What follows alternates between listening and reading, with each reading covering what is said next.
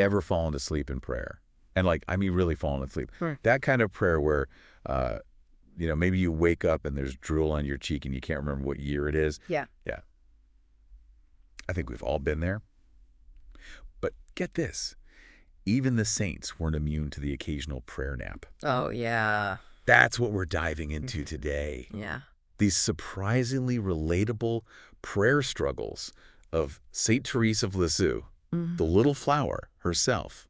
We're talking about a new episode of the Carmelite Cast podcast with Carmelite expert Father Mark. Right. And let me tell you, this is not your typical saintly biography. It is so easy, to put saints up on these pedestals and imagine them just effortlessly gliding through their rosaries. Yes. With this kind of heavenly spotlight following their every move. Yeah. Like they were born with a direct line to the divine or something. Exactly. But this deep dive reveals that even someone as holy as Saint Thérèse faced some seriously relatable challenges in her prayer life. Yeah. And get this, she struggled with drowsiness for 7 years. Wow. 7 years. Even nodding off during Thanksgiving after communion. I can barely stay awake through a 2-hour movie. Right.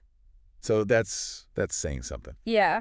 It's a wonderful reminder that, God isn't keeping score of our prayer performance. Right. But what I find so fascinating is St. Therese's reaction to it. Yeah. She compares herself to a sleeping child. Yeah. Content and at peace in their parents' arms. Imagine that. You're exhausted, you're dozing off mid-prayer, and God's not, impatiently tapping his foot waiting for you to wake up. Right. He's delighted by your presence, even in slumber. Yes. Now that's a comforting thought. Yes. It is. And it speaks to a larger point about St. Therese's prayer life. You see, she also found the traditional methods, like the rosary, surprisingly difficult. She even said, and I quote, "The recitation of the rosary is more difficult for me than the wearing of an instrument of penance." Wow. Ouch, right.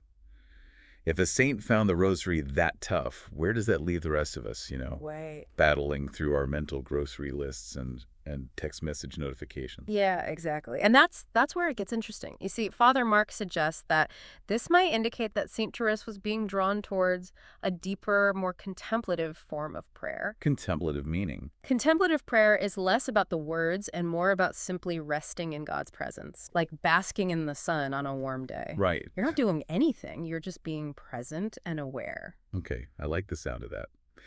But how do we know when to switch from, traditional prayer to simply just being with God? Yeah, that's a great question. And Father Mark says it's less about, what specific method you're using and more about cultivating an awareness of God's presence. Yeah. Whatever helps you do that, that's your prayer. He uses the example of a bird being lifted by the wind. Okay. Sometimes we need to slap our wings, say a word or two, to stay aloft. Right. But other times we can simply rest, held and carried by a force greater than ourselves. I love that. Yeah. Speaking of finding peace amidst chaos, Father Mark also shared this hilarious story about Saint Thérèse and the infamous clicking nun. Right. Have you heard this one? Oh, yes. It's a classic and a perfect example of how our focus shapes our experience. So picture this. Saint Thérèse is in chapel, trying to lose herself in prayer. But there's this incessant clicking sound coming from the nun behind her. We don't know for sure what was causing it, but Father Mark speculates it was probably a rosary made of, get this, clamshells. Clamshell rosaries aside, I feel like this is a universal experience. You know that feeling when you're trying to focus, but there's that one distracting sound? Oh, absolutely. And the more you resist it, the louder it seems to get. It's like a dripping faucet in a silent room. Yes. Drives you bonkers. So what did St. Thérèse do? Did she finally snap and demand a little peace and quiet? Surprisingly, no. Instead of fighting the sound, she did something incredibly insightful. She gently turned her attention towards it. And Father Mark points out that we give power to the things that we resist. It's true. The more we struggle against something, the more it consumes us. Exactly. Yeah. But by simply accepting the sound, by allowing it to be, without resistance, St. Thérèse discovered that it actually began to sound, well, almost beautiful. Get out! Like a unique kind of symphony. So the clicking didn't magically disappear. She changed her perspective. Exactly. It's about the transformative power of acceptance, even or perhaps especially in prayer. Embracing what we cannot control can lead to unexpected peace. Okay, wow, that's kind of mind-blowing. Like she hacked the system, not by changing what was going on around her, but by changing how she responded to it. Exactly. And that actually segues beautifully into another one of St. Teresa's kind of relatable struggles, and Yeah. that is spiritual dryness. Spiritual dryness, what does that even mean? You know that feeling when you sit down to pray and it's like you're talking to a wall? Oh, yeah. Your heart's just not in it. The words feel stale. You wonder if anyone's even listening. Yeah. That's spiritual dryness. Oh, tell me about it. It's like the spiritual version of writer's block. Yeah, But instead of like a blank page you're dreading, it's like a blank prayer. exactly. And you're in good company.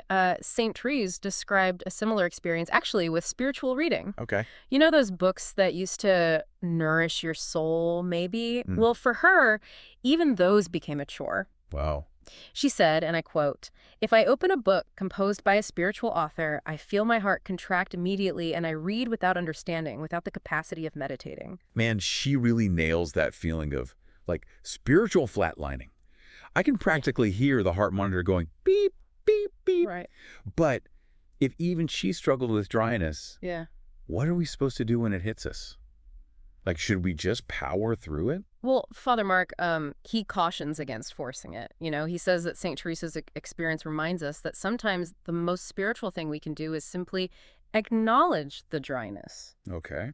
be present with it, and trust that God is still there, even in the silence. So instead of trying to like manufacture these feelings or insights, we show up. Exactly, because, you know, sometimes the greatest growth happens not when we're soaring on these spiritual highs, Right. but when we're willing to just sit with the discomfort of the dry spell, you know? Okay, I'm starting to see a theme here. Acceptance, surrender, trusting that God is present, even when our prayer life feels less than, Instagram worthy. You got it. And that leads us to what might be the most impactful takeaway from the podcast, and that is St. Teresa's surprisingly simple yet profound definition of prayer. Are you ready for this? Hit me with it. She says, "For me, prayer is an aspiration of the heart, a simple glance directed to heaven, a cry of gratitude and love.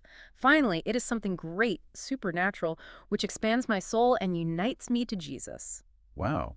That's surprisingly simple. Yeah. I don't know why, but I always pictured a saint's definition of prayer being way more, saintly, like levitating while speaking in tongues or something. It's funny how we complicate things, isn't it? We build up these elaborate images of what prayer should look like, and then we feel guilty or inadequate when our own experience doesn't match up.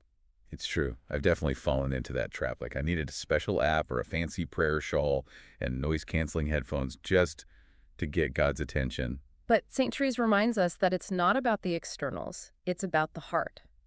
That simple glance directed to heaven, that whisper of gratitude, that deep abiding love, that's the essence of prayer. Mm-hmm. And the amazing thing is it's accessible to all of us anytime, anywhere. That's incredibly freeing, because sometimes life gets messy. Right. You're juggling work and family and that overflowing laundry basket. Yeah. Who has time for an hour of contemplative silence every day? Exactly. But a glance directed to heaven, a silent thank you while you're washing the dishes, that's doable. That's prayer woven into the fabric of everyday life.